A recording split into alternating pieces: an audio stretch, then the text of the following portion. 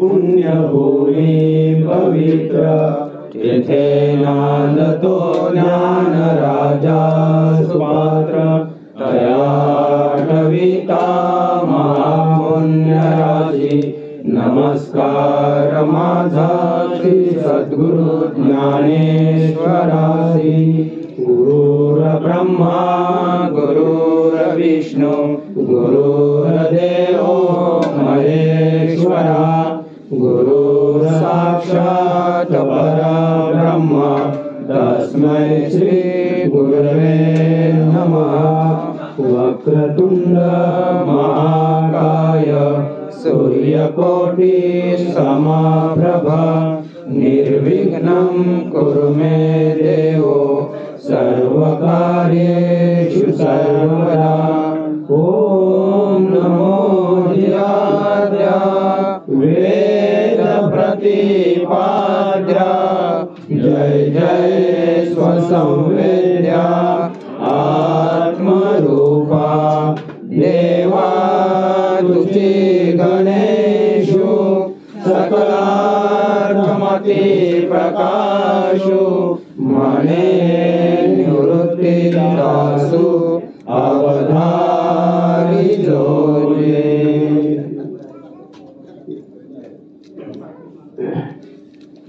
देवान भावयता अनेन ते देवा भावयन्तुच परस्परं भावयन्तः श्रेयः परम वाप्सतः। प्रस्तुत आज या ठिकाणी क्षेत्रवासी गाव पाली येथे तुम्हा सर्वांचे सुपरिचित असेल निवृत्ती भोयर आणि नरेश भोयर यांच्या मातोश्री हरिभक्त परायण अनुबाई भोयर या योगयोग सोडून परलोकात जाऊन 1 वर्ष झालेला आहे आणि आज त्यांचा हा प्रथम श्राद्धविधी या ठिकाणी पुरोहिताच्या हस्ते पार पडलेला आहे आणि तत्प्रित्यर्थ ही मदपामराची अल्पशी कीर्तन रूपी सेवा या ठिकाणी आयोजित केलेली आहे। सेवेसाठी घेतलेला श्लोक 7 ज्ञानेश्वरी अध्याय 3 आणि 3ऱ्या अध्यायातील हा 11वा श्लोक आहे आणि या श्लोकातून भगवंत अर्जुनाला सांगता आहे देवान भाव येत अनेन म्हणजे इथे देव शब्द जो वापरलेला आहे भगवंताने तर तो देव म्हणजे इंद्रादी देव। इंद्रादी देवांना आपण भाव याचा अनेन असेल म्हणजे कुठल्याही प्रकारचा यज्ञ करून आणि इंद्राधिक देवांना आपण जर भावनेने प्रसन्न केले तर ते देवा भावयंतुच मग ते देव प्रसन्न होतात। म्हणजे आपण देव प्रसन्न करण्याकरता एक विशिष्ट यज्ञ करायचा आहे। यज्ञ करून देव प्रसन्न झाला की ते देव आपल्याला म्हणजे यज्ञकर्त्याला प्रसन्न करतात। यज्ञकर्त्याला समाधान कसं होईल तो विचार आहे। परस्पर भावयंता म्हणजे आम्ही यज्ञ करून दान धर्म करून देवाला प्रसन्न केलं आणि देवाला प्रसन्न केल्यामुळं ज्याच्या मार्फत ही क्रिया घडलेली आहे त्याला सुद्धा भगवंत काय करतो तसंच जसं आपण जशी त्याची भक्ती केली तसंच भगवंत सुद्धा त्या साधकाला काय करतो भजतो।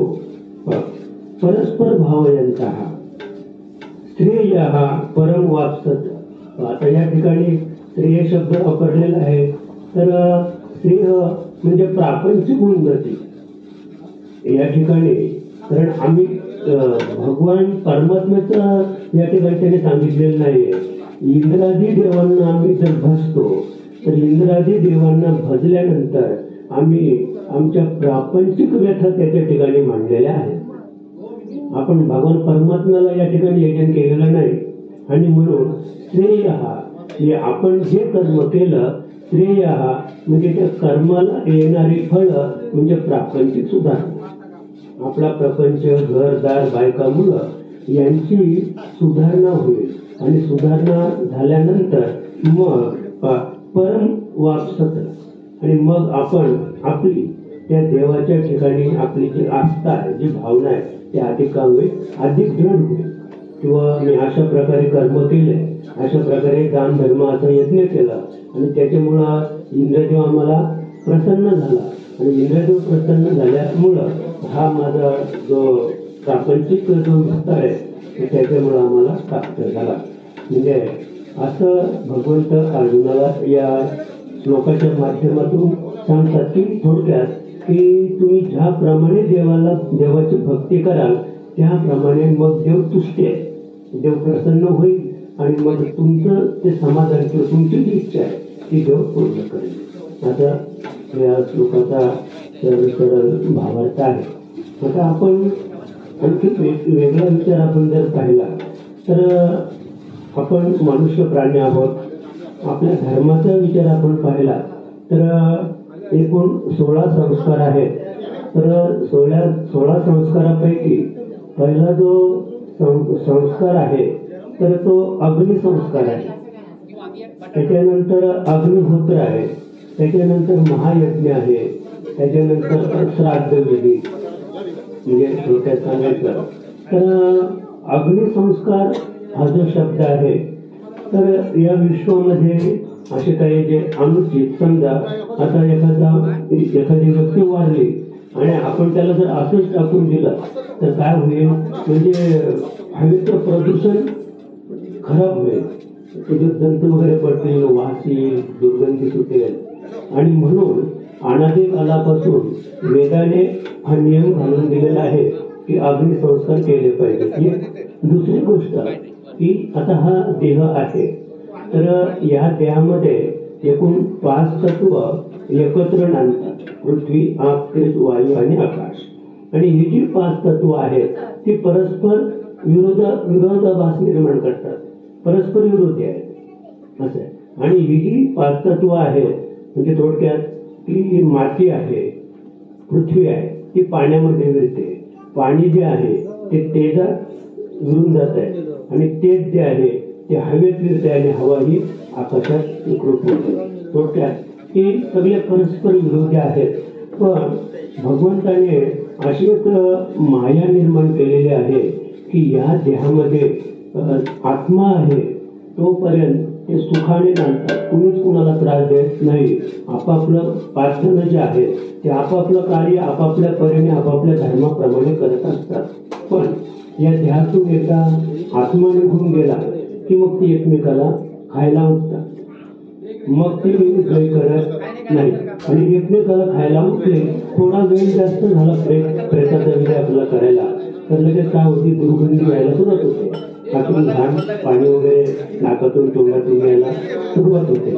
आणि म्हणून कुठलीही व्यक्ती मयत झाल्यानंतर त्याला वेळीच अग्निसंस्कार करणं गरजेचं आहे. आणि म्हणून त्याला अग्निसंस्कार दिला जातो. आणि अग्निसंस्कार केल्यानंतर आता पुन्हा आपण थोडे मागे येऊन पाहूया की हा जो देह आहे तर ह्या देहाशी तिघांचे लागे बांधले आहेत, म्हणजे स्थूल, सूक्ष्म आणि कारण. हे 3 देह जे आहेत तर मग आता आम्ही ज्याला अग्निसंस्कार केले तो सूक्ष्म देह, तो स्थूल देह. फक्त अग्निसंस्कार हे हात, पाय, कान, नाक, डोळे हे जे शरीर आहे या शरीराला अग्निसंस्कार करता येतात. पण त्याच्यानंतर जो सूक्ष्म देह आहे तर हा सूक्ष्म देह म्हणजे 17 तत्वांचा आहे. आणि आता दृश्य आणि अदृश्य इथे पुन्हा 2 कल्पना आहेत. म्हणजे स्थूल देह जो आहे तो दृश्य आहे आणि सूक्ष्म देह जो आहे तो अदृश्य आहे, म्हणजे डोळ्याने तो दिसत नाही.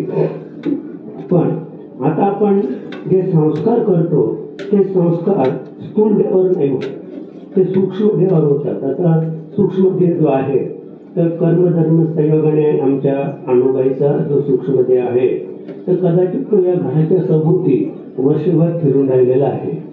म्हणजे वेदमत आपण पाहूया की तो सुरुवातीला 12 दिवस इथे भटकतो आणि 13व्या दिवशी एकदा उत्तर कार्य झाले तर तो पुढच्या प्रवासाला लागतो.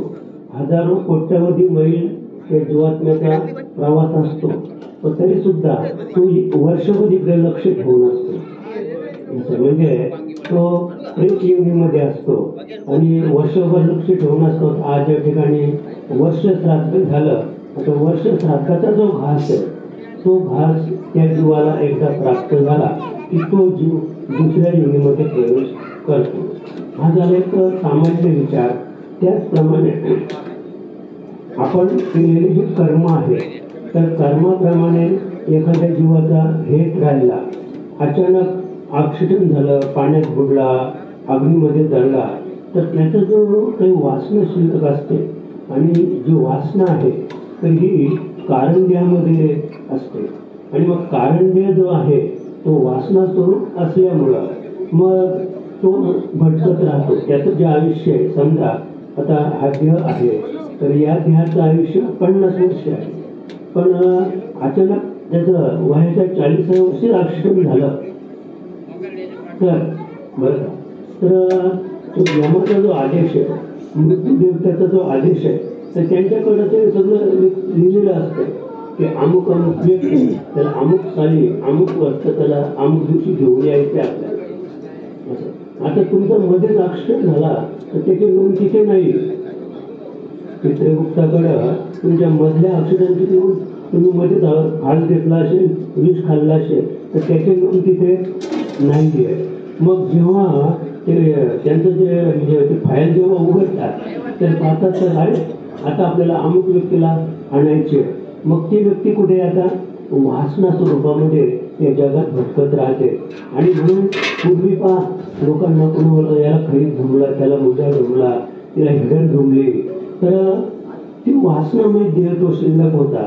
आणि मग त्याची जी वासना आहे, मग एखाद्या माणसाला मुद्दा जमला, मोठं मोठं अंडे आणा, सिगारेट आणा, दारू आणा, म्हणजे जी गेलेली व्यक्ती आहे तिची वासना ज्याच्यावर किंवा त्या व्यक्तीचा जो आहार होता तो आहार तुमच्या आमच्यामध्ये प्रवेश करून तो जीव त्याची मागणी करत होता आणि ती आपण पुरवायची. पण हा जो जीवात्मा आहे हा किती वर्ष शिल्लक राहत होता? 10 वर्ष. त्याचं तिथलं आयुष्य संपत्या फायलीमधलं की मग तिथून ते मृत्यूदेवता यायची, यमराज यायचे आणि त्या जीवात्म्याला घेऊन जायचे.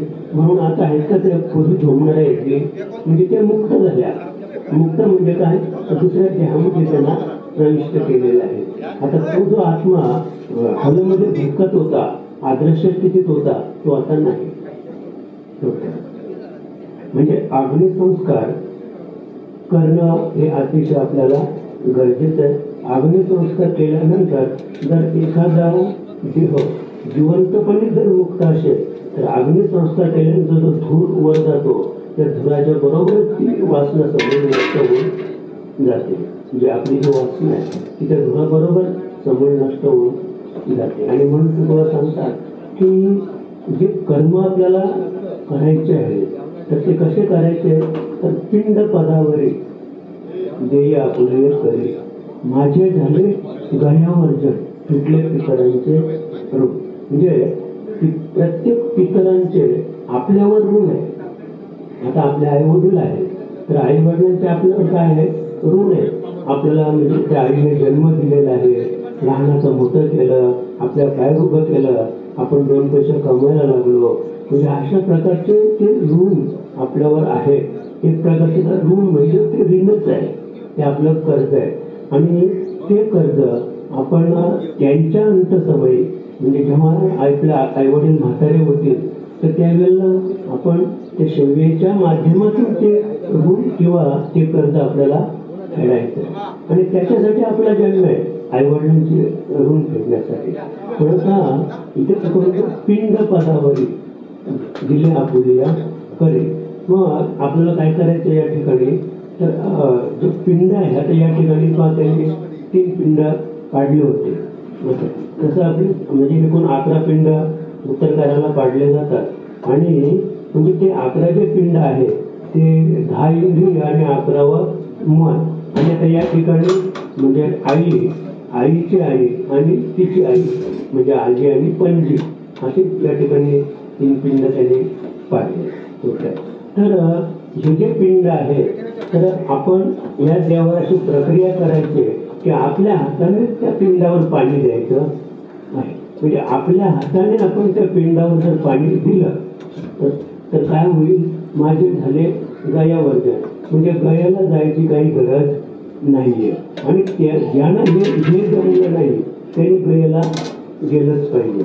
आणि ही प्रक्रिया प्रभू रामाने सुद्धा दशरथाच्या बाबतीत केली. मग रामाला जमत नव्हतं का हे पिंड पदावर जमलं होतं. पण वडील जे करीती तया नाम धर्म ठेवती ये अनुष्ठिती सकल जन.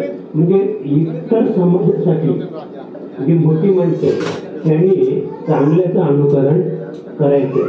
मोठ्या माणसाने चांगल्याचं अनुकरण केलं की येरचे अनुष्ठिती सकल जन. म्हणजे सामान्य माणसं आहे ते त्याचंच अनुकरण करतात. म्हणून आपल्याला अशा प्रकारे एक पिंड क्रिया जी आहे ते अशा प्रकारे आपल्याला करायचे.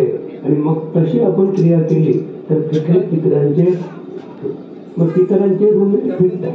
आणि ज्याने अशी प्रक्रिया देहावर केली त्यांना हे सांगायची गरज नाही की आईवडिलांची सेवा करा, आईवडिलांची सेवा करा हे सांगायची गरज नाही. ती सेवा आपोआपच त्यांच्या हातून घडते आणि ती करतात. ते काय करतात, आईवडिलांची सेवा हे आपलं म्हणजे हक्कच आहे, आपला अधिकारच आहे. अगदी अधिकार वाणीने, अगदी प्रेमाने, अगदी भावनेने ते आईवडिलांची सेवा करतात. त्यांच्यासाठी ते सांगायची गरज नाही. आणि म्हणून तिथे भगवंताने अर्जुना सुद्धा सांगितलं की हे अर्जुना, तू माझ्यावर प्रेम करायला शिक. काय प्रेम करायला सुद्धा शिकावं लागतंय. प्रेम करायला सुद्धा शिकावं लागतंय. शिकल्याशिवाय प्रेम करता येत नाही. आम्ही नुसतं ऐकतो फक्त प्रेम प्रेम प्रेम, पण नेमकं प्रेम काय आहे त्याच्यासाठी शाळा आहे.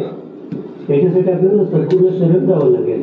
प्रेम नावाची वस्तू निर्माण करण्यासाठी आपल्याला नामस्मरण रात्रंदिवस करावं लागेल. आणि रात्रंदिवस नामस्मरण केलं की त्याचं आपला जो देह आहे, तर या देहाने आपण जर भगवंताचं नामस्मरण केलं तर एक असं वलय तयार होतं. वलय जसं आपण घंटा वाजवली तर घंटेचे काय पडतात असे म्हणजे नादाचे वलय पडतात. किंवा आपण जर विहिरीत गेलो, विहिरीत जाऊ शेजारी आणि मध्यभागी खडा टाकला तर त्याचे काय पडतात असे लाट, म्हणजे वलय वलय असे अगदी त्याच्या शेवटच्या टोकापर्यंत जातात. तसं आपण जर नामस्मरण करायला लागलो योग्य तर ह्या देहाभोवती अशी वलय पडतात. देहाच्या भोवती वलय पडतात आणि ती जी वलय आहे त्याच्यामध्ये भगवंताचा वास असतो. कारण आपण ज्याचं नाम घेतो तो भगवंत तिथे त्या वलयामध्ये काय करतो, वास करतो. नुसतं वासच नाही करत तर या देहाला तो कडा करतो, कडी करतो. म्हणजे या जिथे भगवंताचं नामस्मरण त्या देहामध्ये आहे त्या देहाला सांभाळण्याचं काम ते करतो. तो कुणाचं आहे, भगवंताचं आहे. मग तुम्ही पाण्यात जरी बुडाले ना, किंवा मग भक्त प्रल्हादाच्या बाबतीत 11 प्रयोग केले, हिरण्यकश्यपूने 11 प्रयोग केले, पण भक्त प्रल्हाद मेला का, नाही मेला का, तर तो काय करत होता, नामस्मरण करत होता. नामस्मरण करत असताना त्याच्या शरीराभोवती काय होतं, वलय निर्माण झालं होतं. आणि वलय निर्माण झाल्यामुळं त्या वलयामध्ये भगवंताचा वास होता. आणि भगवंताचा वास असल्यामुळं इथे माझी वस्तू आहे आणि माझी वस्तू सांभाळण्यासाठी त्याने या स्थूल देहाचा नाश करून दिला नाही. असं म्हणजे या स्थूल देहाचा म्हणजे स्थूल देह, आपला स्थूल देह सांभाळण्याचं काम कोण करतो, भगवंत करतो. का तर आपल्या सद्गुरू माऊलीने आपल्याला दिलेली जी वस्तू आहे ती तुमच्या अंतःकरणाच्या ठिकाणी, हृदयाच्या ठिकाणी वास करते.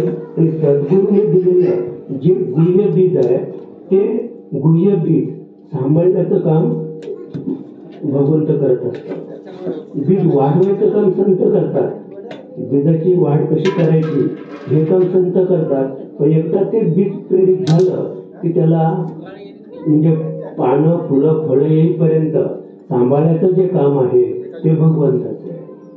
ते काम कुणाचं आहे, भगवंताचं आहे. आणि म्हणून आपल्याला आपलं हे जेणे दिला दान त्याचे करावे चिंतन किंवा भजन. म्हणजे आपला जो देह आहे तो ज्या कार्यासाठी आलेला आहे ते मुख्य कार्य आपल्यातून घडलं पाहिजे आणि म्हणून आपल्यातून गेलेल्या ज्यांचं श्राद्ध आहे नाही का? आता श्राद्ध म्हणजे श्रद्धेने देखील श्रद्धानं श्राद्ध हा श्रद्धेने भावनेने आपण जे कार्य करतो त्याला श्राद्ध म्हणतात. आता या ठिकाणी त्यांच्या मुलाने किंवा मुलीने या ठिकाणी त्यांना जो घास काढलेला आहे आणि तो घास ते आता आवडीने सेवन करतील आणि पुढच्या कार्याला लागतील. हा एक प्रकार, हा झाला दृश्य प्रकार. आता अदृश्य जो प्रकार आहे तर अनुभवाने आपल्या जीवनामध्ये उत्तम प्रकारचा परमार्थ केला आणि तिचं नाव सुद्धा अणु होतं आणि अणुसारखीच ती कशी होती, लहान होती.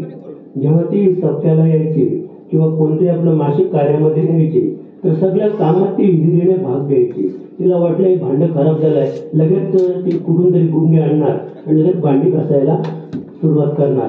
म्हणजे हर एक कामामध्ये तिने कधी कुणाची वाट पाहिली नाही. अगदी टाईट होती, ताकद होती अंगामध्ये आणि त्याच्यामुळे हिरीने भाग घेऊन लगेच त्या ठिकाणी ती कार्यरत व्हायची. अगदी लहान बाळाशी पण अगदी प्रेमाने त्याच्या खांद्यावर हात ठेवून, डोक्यावर हात ठेवून त्या लहान मुलाला पण ती जवळ करायची. म्हणजे इतकं तिचा सुंदर स्वभाव होता आणि सुंदर स्वभाव असल्यामुळं तिला सुंदर सद्गती प्राप्त झाली असेल याच्यात नवलच नाही. आणि माझा तिचा परिचय मला वाटतं 55 वर्षापासून असेल. म्हणजे 1969ला मी या पाली गावात आलो आणि तेव्हा ती तिकडे मालावर असायची. जाधवांचा माल म्हणजे प्रसिद्ध त्यावेळेला आणि ती माल टाकायला असायची आणि त्याच्यामुळे जनावरांना शिव्या पण द्यायची. कारण गवत कापून द्यायचं नाही, मालात कोणाचा जनावर येऊन द्यायचं नाही असं. हा एक भगीकडचा झाला. पण त्याचप्रमाणे आम्ही पण बैल वलीत तेव्हा इथे तर आम्ही जर ह्या भागात सारमालकडे बैल वलाला गेलो तर तिचे जे मिस्टर आहेत तर तिच्या लग्नाच्या आधी मला त्यांची पण ओळख होती, परिचय होता. म्हणजे तिच्या बरोबर ज्याचं लग्न झालं काश्मीरच्या व्यक्तीचं तर त्या व्यक्तीबरोबर पण माझे संबंध तेव्हा चांगले होते. कारण ते बैल घेऊन यायचे आणि आम्ही इकडनं बैल घेऊन जायचो, त्याच्यामुळे त्यांच्याशी पण आमचा परिचय होता. असं आहे. म्हणजे फार पूर्वीपासून अनुभवायला आपण ओळखतो. नंतर त्या आपल्या या सत्संगामध्ये परमार्थात आल्या आणि अगदी उत्तम परमार्थ त्याने आपल्या जीवनामध्ये केला. दुसरी गोष्ट की कर्मधर्म संयोगाने ही जी त्यांची 4 मुलं होती तर ही एक प्रकारे अनाथ म्हणूनच तिने सांभाळ केला. असं ही लहानाची मोठी मुलं स्वतःच्या पायावर तिने त्यांना वाढवली, मोठी केली. आणि आज जर आपण विचार केला तर तिने जे सुंदर कर्म केलं त्या सुंदर कर्माचं फळ म्हणजे मोठा मुलगा इंजिनियर झाला आणि तो जेव्हा 10वी पास झाला त्यावेळेला आपणच त्याला चांगल्या प्रकारे त्याच्यावर संस्कार घडवले की तू असं कर तसं कर आणि त्याच्यामुळं तो त्या लाईनला गेला आणि आज तो कुठेतरी बाहेर सर्व्हिस करू राहिलेला आहे. आणि आज ही म्हणजे ही जी वस्तू या ठिकाणी वास्तू तयार झालेली आहे ही त्याचंच प्रतीक आहे की या वास्तूमध्ये तिने काही दिवस वास सुद्धा या ठिकाणी केला. तिचं समाधान झालं कारण ती बापाच्या घरात राहत होती. कर्मधर्म संयोगाने तिचे नशीब उदयाला आले आणि तिने स्वतःचं घर सुद्धा या ठिकाणी पाहिलं आणि स्वतःच्या घरामध्ये वास करण्याचा अधिकार तिला प्राप्त झाला. बाकी तुम्ही दिलेली वस्तू आहे तर ती शेवटपर्यंत कशी असते, अमक्याने दिले, अमक्याच आहे. त्याच्यापेक्षा कुठले जे आपण स्वतः करू त्या स्वतःच्या म्हणजे सोयीवर्तन आपल्याला सोयी अधिकार तो आपला असतो. आणि म्हणून तिने आपल्या जीवनामध्ये उत्तम अशा प्रकारचा परमार्थ केला आणि या जीवदशेतून या कारण शरीरातून ती मुक्त झालेली आहे असं म्हणायला हरकत नाही. कारण कारण देह जो आहे तो कारण देह आपल्या पुन्हा जन्म घेण्याला कारण आहे, लक्षात का. आणि मग तो कारण देह जो आहे त्यालाच आपल्याला विरवायचं आहे. कारण देहाला आपण एकदा विरवलं. कारण देह म्हणजे वृत्तीशून्य अवस्था. आता आपण जर कारण देहाकडे गेलो, सुसुप्तीकडे गेलो तर सुसुप्ती अशा अवस्था आहे की त्याला जगाचं भान नाही. तो त्या वस्तूशी एकरूप झालेला असतो. फक्त तिथे काय आहे, वृत्ती शिल्लक असते. वृत्ती शिल्लक असल्यामुळं तू जेव्हा पुन्हा जागृत अवस्थेवर येतो त्यावेळेला तो सांगतो की सुखी मी निजलोगा शून्य सारोनी तिथे. म्हणजे एवढी वृत्ती त्याची शिल्लक आहे की मी तिथे सुखाने निजलो होतो, शून्य सारोनी तिथे, असं आहे. आणि मग तो जागृत अवस्थेत आल्यानंतर तिथे शून्यावर त्याने जे शयन केलं होतं त्याचा आनंद तो जागृतीत भोगतो. जागेपणी तो आनंद भोगत असतो. आणि म्हणून आपल्याला गेलेल्या व्यक्तीचे अग्निसंस्कार, अग्निहोत्र आणि यज्ञया म्हणजे त्या व्यक्तीच्या नावाने दान धर्म करणं. मागे पण मी एक वेळ उदाहरण सांगितलं होतं की एक विदर्भाचा एक राजा होता आणि त्याने भरपूर दान केलं होतं. म्हणजे पैसा अडका सोनं नाणं, पण अन्नक्षेत्र केलं नव्हतं. आणि तो राजा जेव्हा मेला तेव्हा तो स्वर्गात गेला. आणि स्वर्गात गेल्यानंतर त्या ठिकाणी त्याला सगळं काही वैभव प्राप्त होतं स्वर्गात, जेवायलाच मिळत नव्हतं.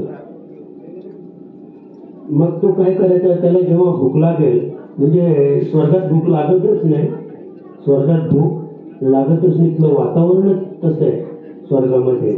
आता आपण जर कैलास कैलास कैलास, तर कैलास हा एक पर्वत आहे आणि त्या पर्वतावर भगवान शिवाचा वास होता. मग जसा कैलास नावाचा पर्वत हिमालयामध्ये आहे, तर त्याचप्रमाणे हिमालयामध्ये सत्य लोक आहे, वैकुंठ लोक आहे. म्हणजे हे सगळे लोक पृथ्वीचा आधार घेऊनच आहेत. ते असे म्हणजे आकाशामध्ये किंवा अवकाशामध्ये असे ते संचार नाही करत, बरं का. जसं की महाभारतीय युद्धामध्ये भीमाने त्याच्या हत्ती पकडून भिरकावून दिले होते, तेव्हा भिरकावून ते हत्ती दिले, तर ते हत्ती आकाशातच फिरत होते. आता हे त्रिकोण सत्य आहे, कारण ते अशा फेकले होते तर 320 किलोमीटरच्या पुढे गेले. ते 320 किलोमीटर पृथ्वीची कक्षा आहे, तिथपर्यंत तुम्ही कुठलीही वस्तू वर भिरकावली तर ती कुठेपर्यंत पृथ्वीवर पडेल. पण हे त्याला ज्ञान होतं भीमाला, त्याने असे भिरकावले तर 320 किलोमीटरच्या पुढे तो हत्ती गेला आणि मग तो तिकडेच भटकत राहिला. जनमेजयनं स्वर्गारोहणामध्ये शंका घेतली की मला शंका येते की महाभारतीय म्हणजे द्वापार युगामध्ये झालं, आता हे कलियुग चालू आहे आणि तुम्ही सांगता तर त्या हत्ती अशा आकाशामध्ये फिरतात, असं कसं होईल. ही शंका घेतल्यानंतर लगेच 4-5 हत्तींची प्रेतं येऊन तिथे पडली, लगेच धडाधडा आवाज झाला आणि मग त्याची शंका फिटली. म्हणून जी काही पुराणांचं जे मत आहे, वेदांचं जे मत आहे, उपनिषदाचं जे सार आहे, त्याच्यात कोणत्याच प्रकारची शंका घ्यायचीच नाही. तुम्हाला करताना तर करा, नाही तर करू नका, असं. म्हणून अशा प्रकारची ही जी क्रिया आहे, तर ती श्राद्धाची क्रिया करण्यासाठी. आणि मग तो राजा म्हणजे तो स्वर्गात राहायचा, पण त्याला भूक लागायची, त्या राजाला भूक लागायची. मग तो खाली आला की मग ते स्वतःच प्रेत खायचा तो, म्हणजे त्याचं म्हणजे प्रेत योनी, म्हणजे स्थूल देह नाही, स्थूल देहाला प्रेत योनी म्हणत नाही, प्रेत योनी वेगळे. मग तो खाली आला की ते प्रेताचे कचके तोडायचा तो, स्थूल देहाचे नाही, असं. आणि मग ते खायचा तो. मग थोडंसं मला काय सांगायचंय, तर मग तू काही इथे काय खात असेल तो, तर अदृष्ट वासना. आता आपण समाधानच नाही. मग समाधान कसं झालं, समाधान करण्यासाठी काय खाल्लं, काहीच खाल्लं नाही. त्याची इच्छा होती पैसे पाहिजे, मग भरपूर पैसा आला, आता मी समाधानी. मग तो पैसे खातो का तो, बरं त्याच्यात त्याला पैसा खायला मिळत नव्हता का, असं. म्हणजे थोडक्यात की समाधानासाठी वासना जी आहे, त्या वासनेच्या अंगात ते गुणधर्म आहेत. म्हणजे सुख आणि दुःख, हा जो भोग आहे हा देहाचा भोग आहे, पण तो देहाचा भोग नाहीये, देह तर जड आहे. मग तो सूक्ष्म देहाचा किंवा कारण देहाचा तो भोग आहे. आणि मग तो आपल्याला ते भोगायचं आहे. ती वासना, म्हणून नामस्मरणाने वासनेवर कडी करायचे, वासनेवर विजय मिळवायचंय आणि मग आपल्याला मुक्त व्हायचंय, पुढचा प्रवास आपल्याला संपवायचा आहे.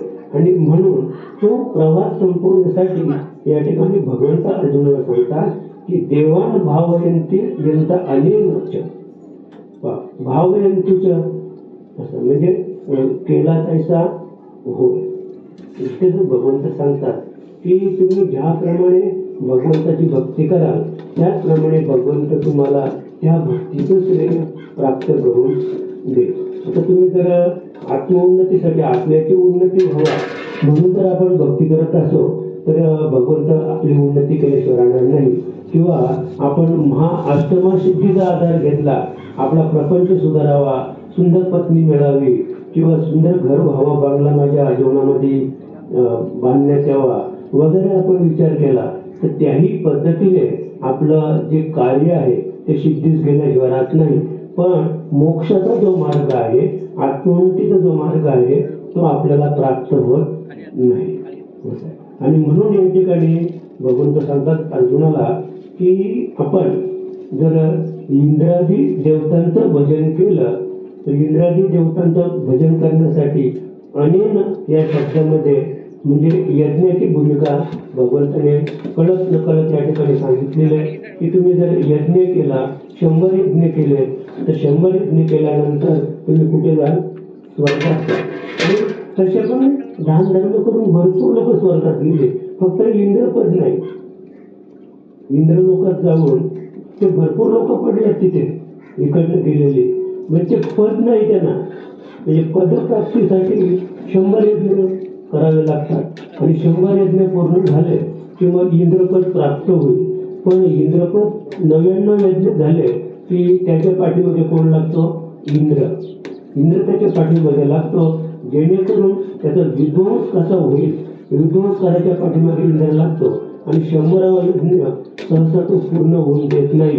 आणि झाला जरी 100वा यज्ञ पूर्ण आणि हा जेव्हा जातो ना वर गेल्यानंतर मग लगेच त्याला अगदी थाटामाटाने 16 संस्कार करून तो इंद्र राजा, तिथला जो परमानंद इंद्र, तो उठतो आणि त्याला त्या खुर्चीवर बसवतो आणि त्याला एवढा प्रेमात देतो, एवढा प्रेमात देतो की धन्यवाद तुम्ही की तुम्हाला इंद्रपदाची प्राप्ती झाली. आणि मग तो हळूहळू सुरुवात करतो, तुम्ही असं काय केलं तुमच्या जीवनामध्ये, काय सुधारणा केली, काय उत्कर्ष केला की जेणेकरून तुम्ही या पदापर्यंत प्राप्त झाले. एखादा जर IAS कोणी अधिकारी आपण विचारतो कशा पद्धतीने तुम्ही शिक्षण घेतलं, अभ्यास कसा केला, म्हणतो सांगतो मी 10 तास अभ्यास करत होतो, 5 वर्ष अभ्यास केला, असं केलं तसं केलं.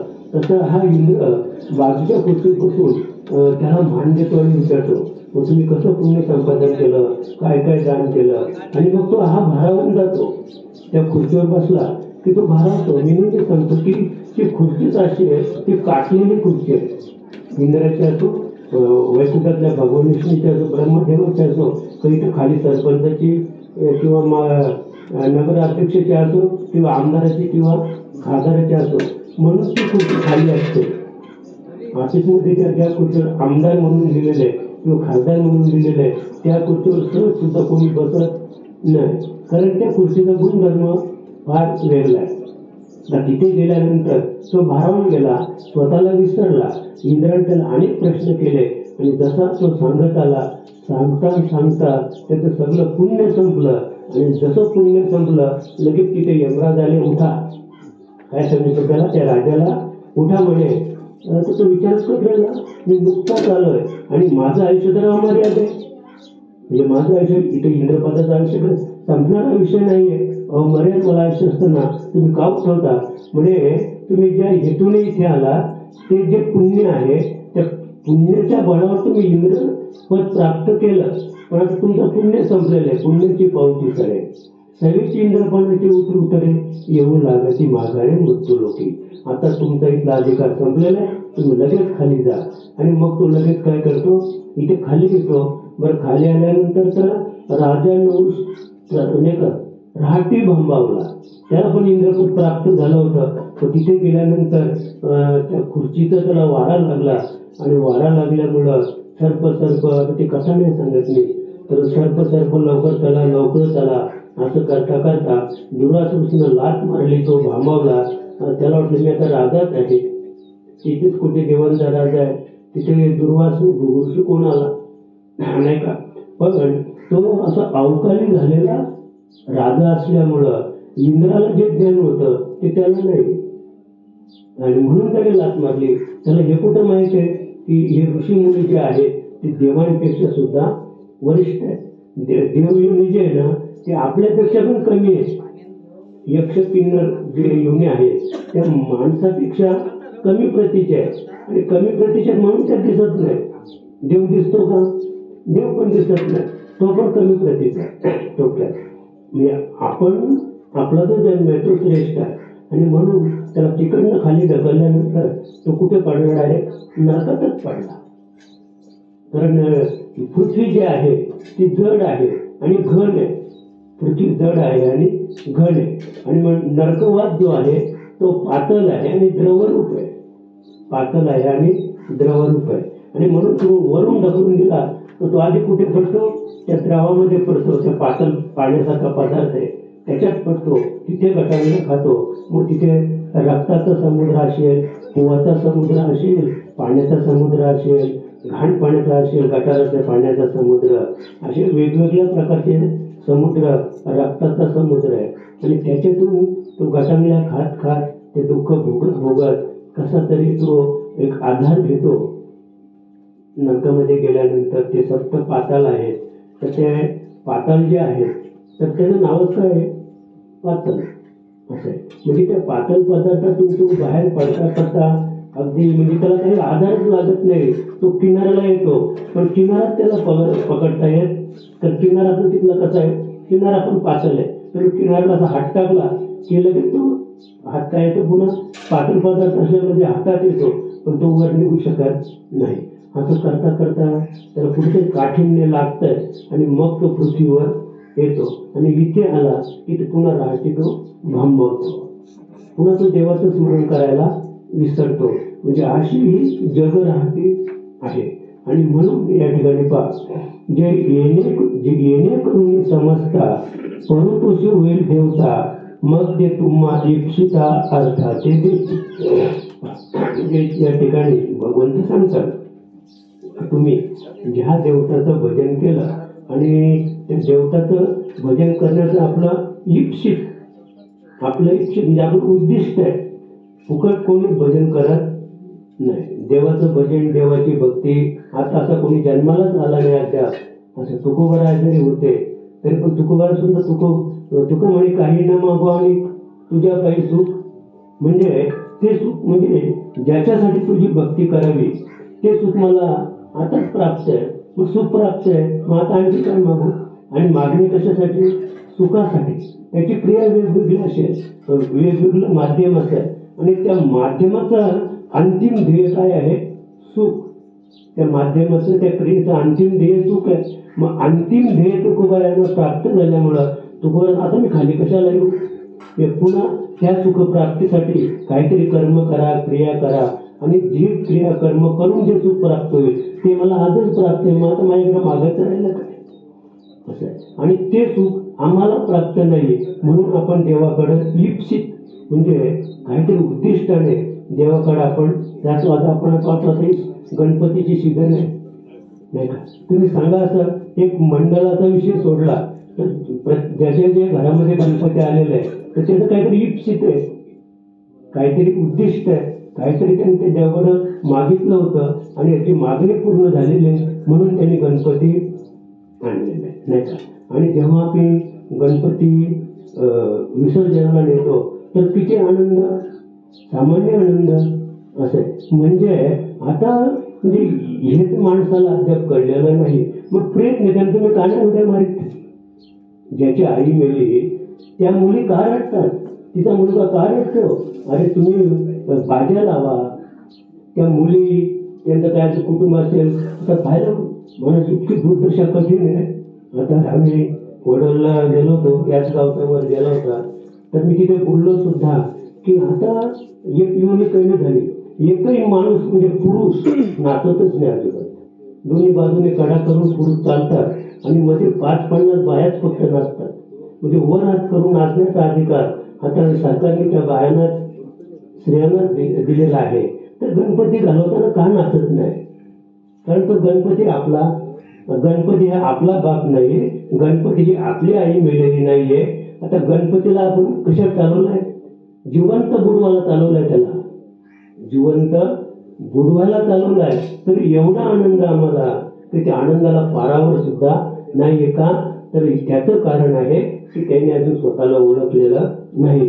जर आपण करा सुरुवात, आपली ओळख आपल्याला जर झाली तर गणपती नेत असताना त्याच्या डोळ्यातून अश्रूच आले पाहिजेत. गणपती विसर्जनाला नेत असताना त्याच्या डोळ्यातून अश्रूच आले पाहिजे. तो आनंदाचा क्षण नाहीये, दुःखाचा क्षण आहे तो, असं आहे. तर त्याचं हे कारण आहे का ते आपलं इप्सित पूर्ण झालेलं आहे. पण इप्सित जरी पूर्ण झालं तरी स्वतःची ओळख झालेली नाही. आणि हे जे देव आहेत ना, कोणते देवान शब्द जो वापरलेला आहे, त्या देवांना काही घेणंच नाही तुमच्याशी. म्हणजे ते आपल्या हिताचं काही सांगत नाही, फक्त हिताचं सांगतात. आणि तुम्ही भगवान विष्णूकडे त्याची भक्ती करा. भगवान विष्णू जरी प्रसन्न झाला आणि तुम्ही मागा, काही पण मागा, तुम्ही मागा की मला 50 किलो सोनं पाहिजे, तू हिने सांगणार की एवढं सोनं घेतलं चोर येतील, तुझी मान कापतील, सगळं सोनं चोरून नेतील, म्हणशील तू. हे विष्णूने सांगणार 50 किलो सोनं देईल आणि मग चोर येतील, त्याला मारतील. फक्त हे विष्णूच जाणील की आता बरं झालं थोडक्यात. तर देव त्याला म्हणतात की जो दुसऱ्याचं हित जपत नाही त्याला देव म्हणतात. आणि संत त्यांना म्हणतात की तो आयुष्यभर दुसऱ्याचंच हित जपत असतो. येतो कळवला म्हणून या आता जगाचा हिताचा कळवला ज्याच्या ठिकाणी आहे त्याला संत म्हणतात. आणि म्हणून या ठिकाणी भगवंत सांगतात की तुम्हा इप्सिता अर्थाचे देते.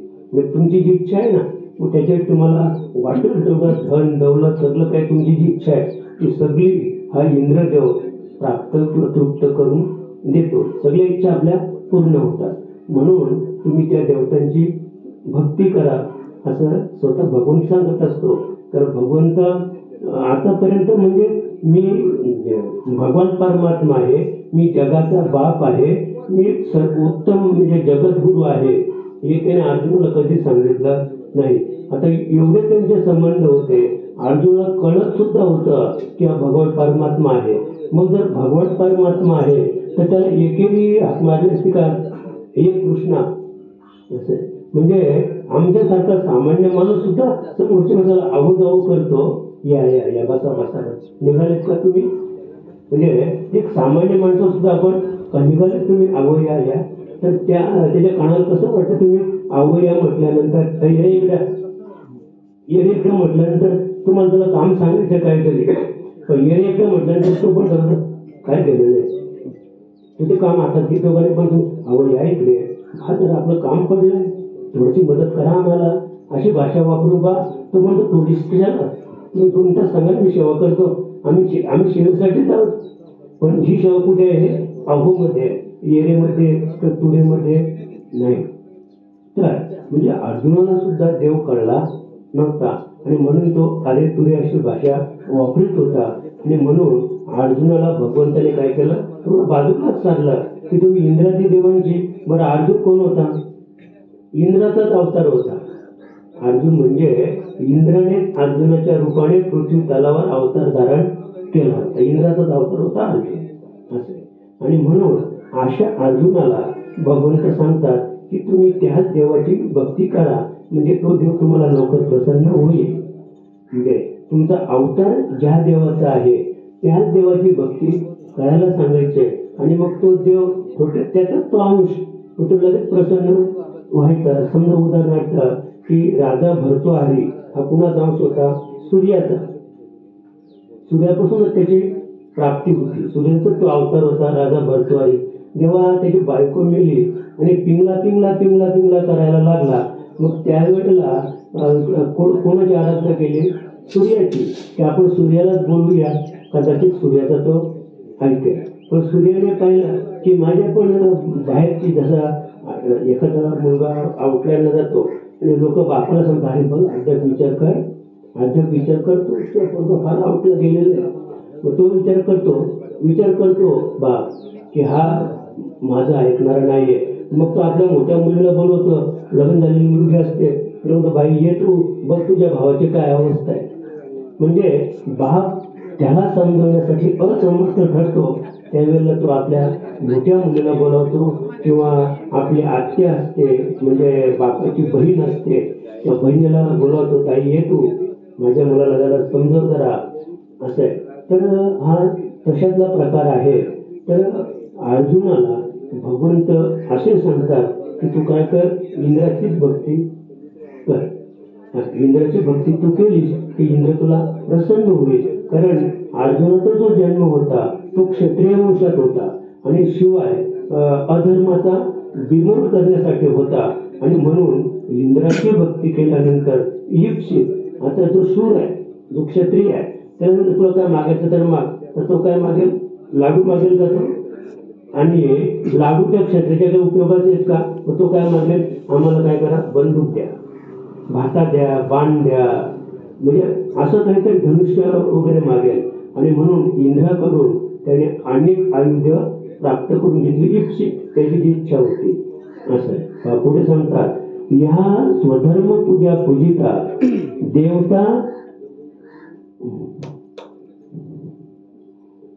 देवता गणा समजता योगक्षेम निश्चिता करीती तुमचा. भगवंत सांगतात की म्हणजे तुम्ही अशा पद्धतीने कार्य केलं तर स्वधर्म पूजा पूजिता. जर तुम्ही स्वधर्माने पूजा केली, तर स्वधर्म म्हणजे काय, तर धर्म माझी परमधर्म आणि स्वरूपी राहणे हा स्वधर्म.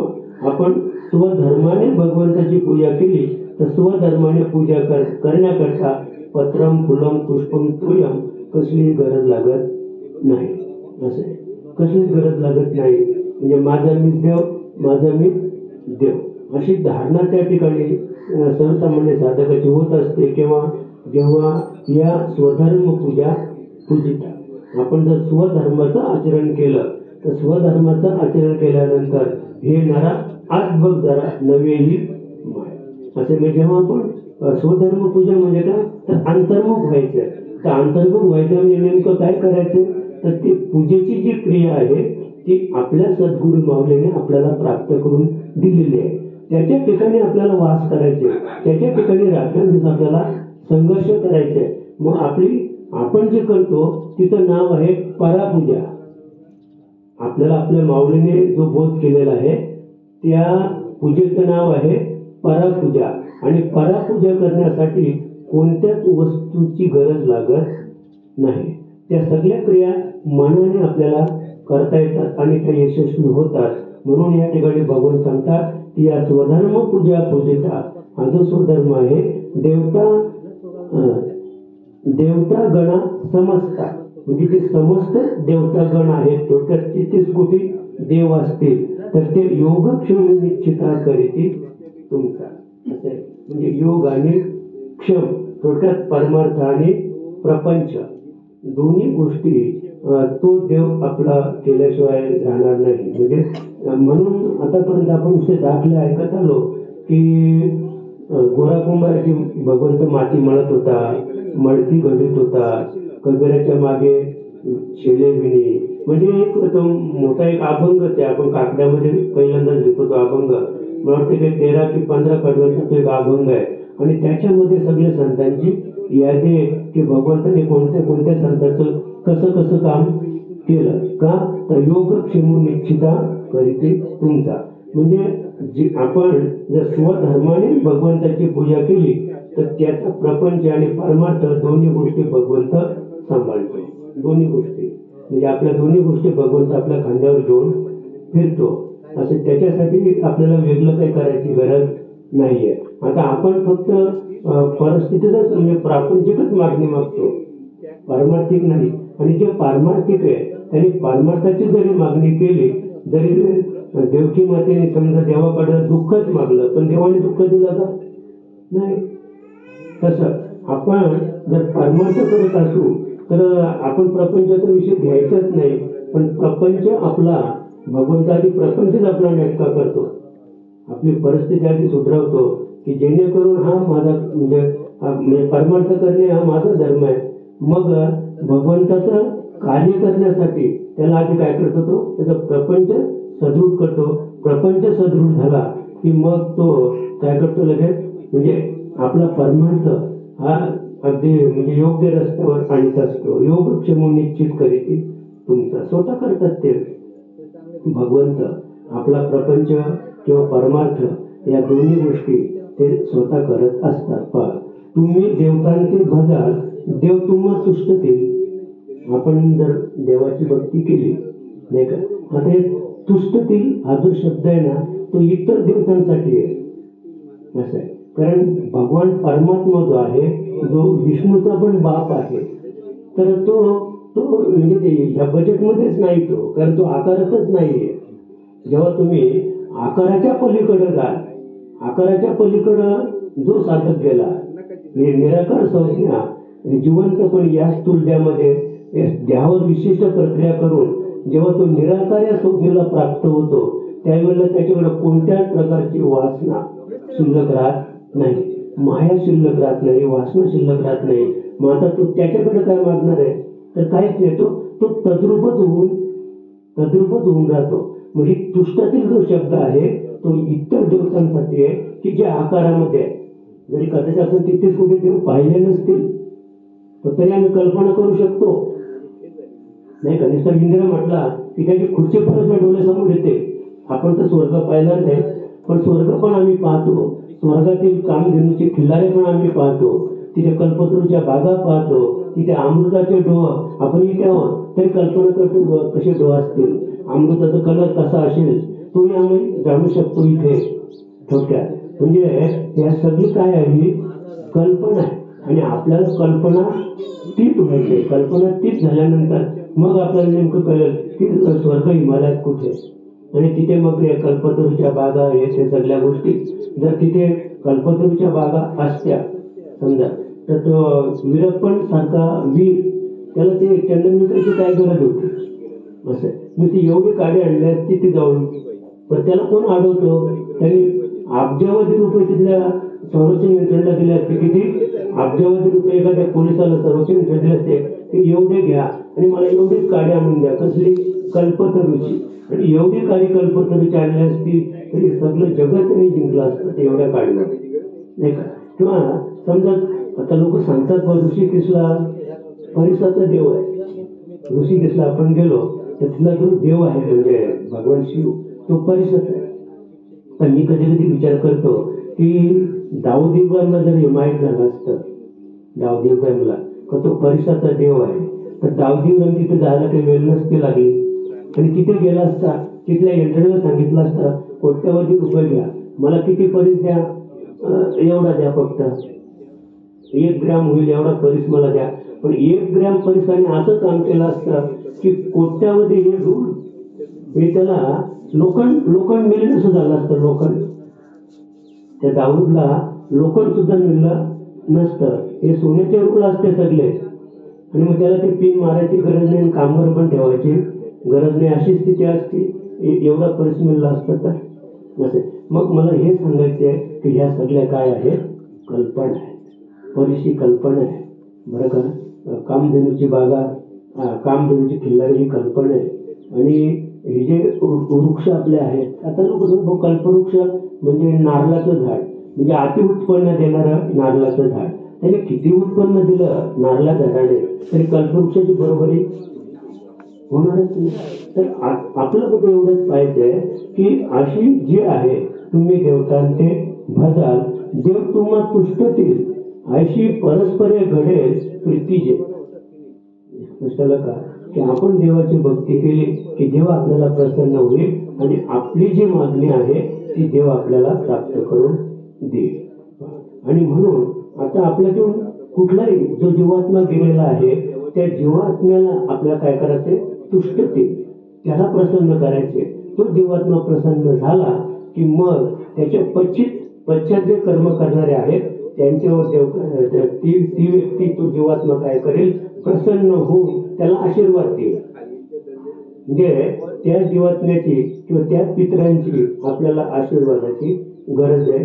हा एक प्रकार झाला. पण जर आपण जिवंतपणे त्या व्यक्तीला अतिशय त्याला चहा दिला नसेल, खायला नसेल, तिला भाकरी दिली नसेल, अगदी तो जीव अगदी तडफडत असेल आणि तो आता गेला, या सूर्याला सोडून तो जीव गेला तर त्याच्यासाठी तुम्ही किती जरी आता सोपास्कार केले तरी तो आत्मा प्रसन्न होऊन आपल्याला आशीर्वाद देईल नाही, शक्यच नाही ती गोष्ट. आणि म्हणून जिवंतपणे आई वडिलांची सेवा करायची. आई म्हणून कोणी आई साथ माय, लक्षात का? म्हणजे आई या शब्दामध्ये एवढी ताकद आहे आणि ती ताकद कमी करण्यासाठी आता इथे ब्रिटिश सरकार आलं. आईची जी ताकद आहे ती कमी करण्यासाठी ब्रिटिश सरकारने आपल्यावर जे संस्कार घडवले की आई ही अगदी म्हणजे क्षितिजाच्या पलीकडे नेऊन टाकली आम्ही. आई नाही काय, जी आई आहे तिला आई हाक मारली तर तिला म्हणजे अपमानाच्या गुदगुल्या होतात. तिला कमीपणा वाटतो. आई मला आई आई म्हणतो, लगेच फटकवते त्याला, ती कानपटात मारते. आई म्हणायचं नाही, मग काय म्हणायचं? मम्मी. आता त्याच्या पुढे अजून आता तर नवीन अजून डॅड, पप्पा, पप्पी काय हे फार म्हणजे हा समाज पुढे पुढे चालला. आणि त्याच्यामुळं मी तर नेहमी सांगतो की हे जे आपल्यावर घडलेले संस्कार आहेत त्या संस्कारामुळे इथून पुढे कोणत्याही बापाने आपला मुलगा किंवा आपली मुलगी आपल्याला सांभाळेल, आपली सेवा करेल याचा कोणीच विचार करायचा नाही. लवकर कसा मरता येईल, म्हातारा न होता कसा मरता येईल, 70-65 मध्ये कसं आपल्याला मारता येईल एवढाच विचार प्रत्येकाने करायचा आहे. तुम्हाला सांभाळायला कोणीच रिकामा नाही. कारण तुम्हाला तो काय म्हटला? डॅड. डॅड म्हणजे तो बाप काय झालेले? डॅड म्हटलं तेव्हा तो बाप मेलेला आहे. मग मेलेल्या बापाची कशाला, मेलेल्या बापाची कोणी सेवा करेल का मेलेल्या माणसाची? नाही का? म्हणजे जिवंतपणे त्याने बाप मारला त्याची कोणीच आशा करायची नाहीये. फार स्थिती अजून पुढे तर अजून अवस्था कठीण होणार आहे असं आहे. आणि आपण मुलावर संस्कार घडवले तर मुलगा आपली सेवा करेल. अन्यथा तुम्ही त्याला मोठेपणा म्हणून त्याच्या पायावर उभा केला असेल तर त्याच्या हातून आपल्या कोणत्याही प्रकारची सेवा घडणार नाही. आपली सेवा करायला त्या मुलाला लाज वाटेल, लाज वाटेल. कारण अशी काही उदाहरणं पण आहेत की बाप गेला मुलाला भेटायला तर बाजूच्यानी विचारला कोण आहे? तर म्हणे गडी. म्हणजे माझा बाप आहे हे सांगायला सुद्धा त्याला कमीपणा वाटली. त्यांनी सांगितलं हा आमच्या घरचा गडी. पण त्याला स्वतःची उंची वाढवायची असेल तर लंगोटी बाप जरी आला लंगोटी घालून तरी त्या इतक्या मोठ्या IAS ऑफिसरनी ताट मानेने सांगितलं पाहिजे की हा माझा बाप आहे, तेव्हा त्याची उंची वाढेल.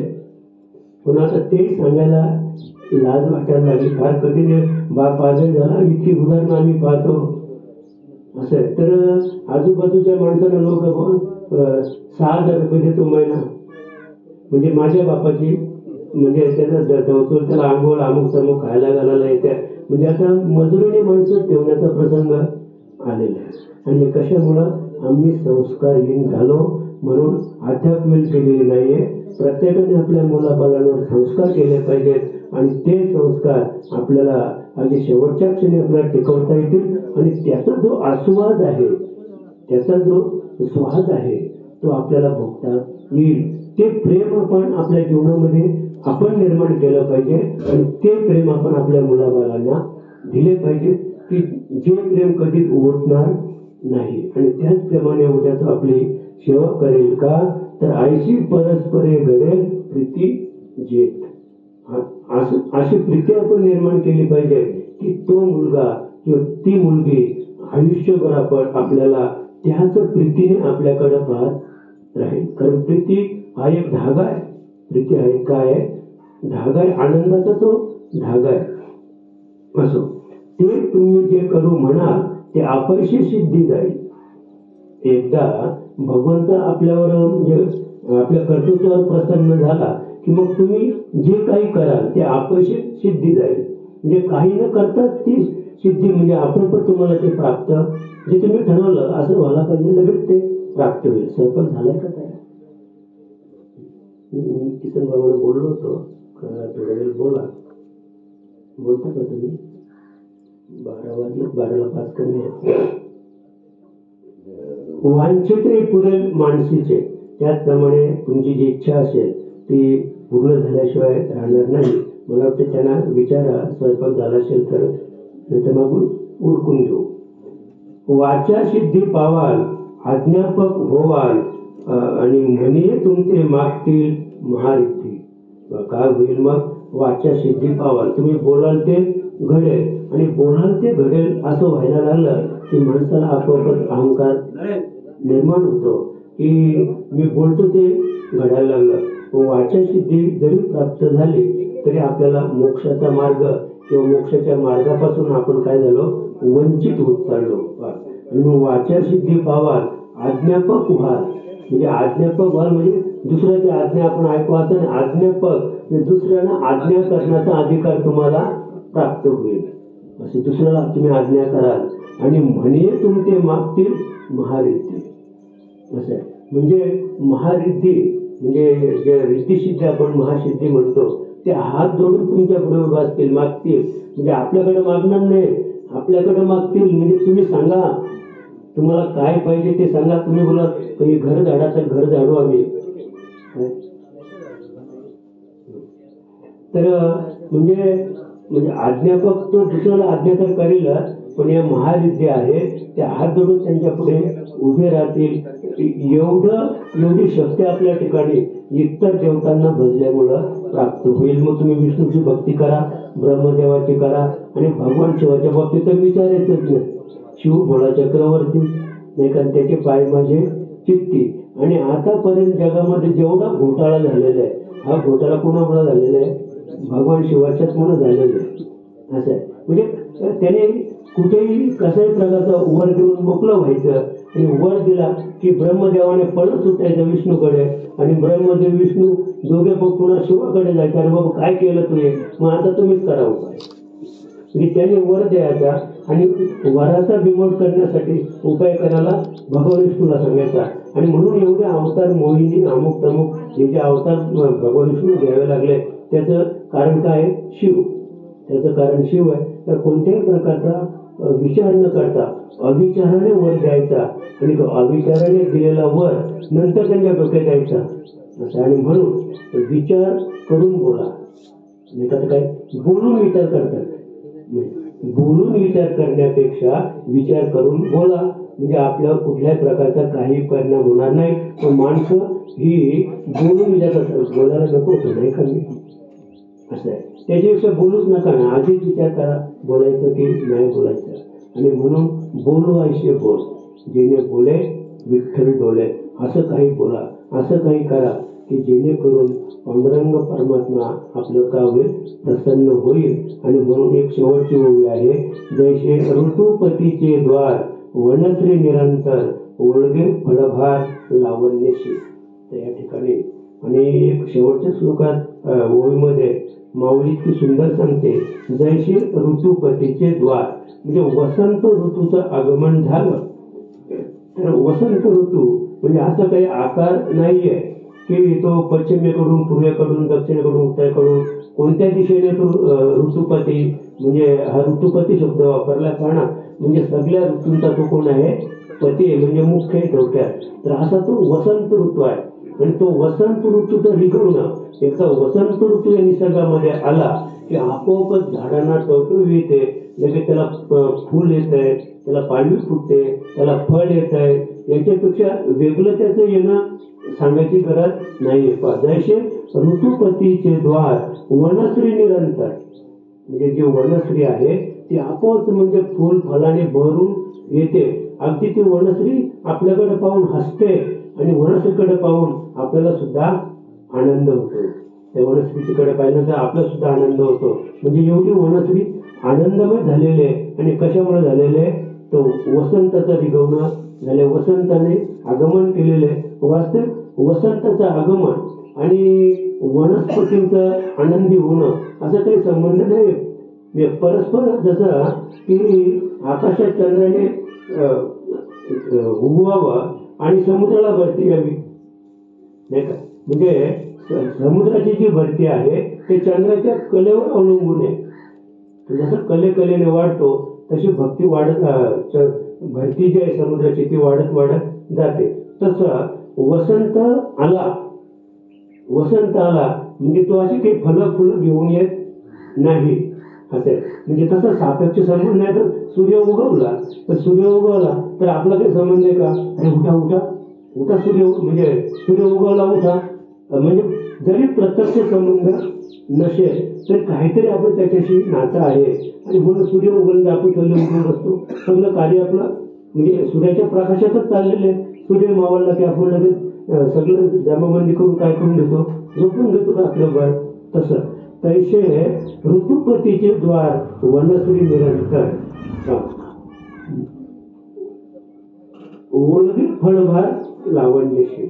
आणि मग तो फळभाराने अगदी वाकून जातो. नुसता वाकून जात नाही तर लावण्याशी, म्हणजे त्याचबरोबर त्याचं लावण्य तिथे म्हणजे फुललेलं असतंय. आणि ते जे लावण्य आहे ते खरी वनश्री आहे. त्याच्याकडे आपण पाहिलं तर किती तो म्हणजे त्या फळभाराने किती आनंद. जर एखाद्या वंध्येला जे वाण आहे तिला एखादं लग्नानंतर 20-25 वर्षात मूल व्हावं आणि त्या मुलाकडे ती ज्या भावनेने पाहते, जो आनंद आहे त्या मुलाच्या बाबतीत, तसाच आनंद वसंताचा रिगवणं झाला की काय होतं, वनस्पतीला होतो. तसं आपल्या जीवनामध्ये जसं अनुभवाने परमार्थ केला त्याचप्रमाणे आपण सुद्धा आपल्या जीवनामध्ये सद्गुरू आणायचा आहे. सद्गुरूला शरण जायचंय, त्याच्याकडून अनुग्रह घ्यायचंय आणि अनुग्रह घेऊन त्या सतत रात्रंदिवस नामस्मरण करायचंय. रात्रंदिवस नामस्मरण करून त्या नामाच्या सभोवती एक आवरण तयार होईल, एक वलय तयार होईल आणि त्या वलयामध्ये भगवंताचा वास आहे. आणि तो भगवंत आपल्याला मागे पुढे उभा आहे, सांभाळीत आली आघात निवाराया. त्याचं ते ब्रीद आहे, भगवंताचं ते ब्रीद आहे. आणि ते ब्रीद तो कधीच मोडणार नाही. अशा भगवंताचं आपण स्मरण करूया, एकमेकावर प्रेम करूया. खरा तो एकची धर्म जगाला प्रेमार्पावे. प्रेम हाच खरा धर्म आहे. एकमेकावर प्रेम करूया, कुणीच कुणाला कमी लेखू नका. आपण सगळी एका भगवंताचीच लेकरं आहोत, नाही का? आपण सगळी हे एक आपल्या रक्ताचं नातं आहे असं ठरवून एकमेकावर त्या भावनेने आपली दृष्टी फिरवा. आपली दृष्टी तशी सम बनवा, म्हणजे निश्चित आपल्या जीवनात आपण आनंद भोगल्याशिवाय राहणार नाही. एवढी सेवा या ठिकाणी आपण आपल्या अनुभवी भोगे त्यांच्या चरणी समर्पित करून येथेच आपल्या या प्रवचन रूपी सेवेला पूर्ण करा. आता विश्वात्मके देवे येणे वागयज्ञ तोषावे, दोषोनी मजरावे बसाय दाणे. हे फळांची व्यंकटी सांडो, दया सत्कर्मी रती वाढो. भूता परस्परे तडो, मैत्र जीवांचे दुरितांचे तिमिर जावो. विश्व धर्म सूर्य पाहो, जो देवांची तो ते लाहो. प्राणिजात वर्षते सगळ मंगळी, ईश्वर निष्ठांची मांदियाळी. कानावरात भूमंडळी भेटो दयाभूत, चला कल्पतरुचे आरव.